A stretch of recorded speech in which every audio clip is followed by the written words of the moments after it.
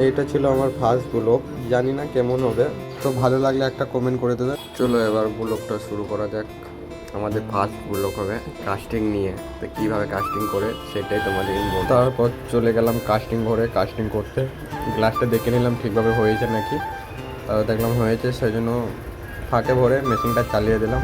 এর মেটেলটা গলছে 18 গ্রেডের মেটেল। তারপর চলো কাস্টিংটা করা যাক। এই মেটেলটা এবার ঢালবো গ্লাসের মধ্যে। দেখো এটা রিস্ক আছে প্রচণ্ড, হাত কাঁপলে মেটেল বাইরে পড়ে যাবে, সেই জন্য ঠিকভাবে ঢেলে নিলাম। এবার এখানে হালকা করে সোয়াগা ছিটাতে হবে, মেটেলটা যেন এক জায়গায় হয়ে যায়, যেন ছিটিয়ে আছে তো এক জায়গায় যেন হয়ে যায়। গ্লাসটা ঠান্ডা হয়ে গেলো, পানিতে দিলাম, মালটা বাই করে নিলাম, মানে কাজটা।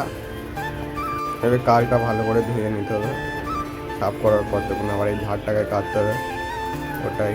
তারপর একটা দাদাকে দিলাম, ভালো করে ঝাড়টাকে ধুয়ে নাও, না হলে আবার বুঝতেই পারছো।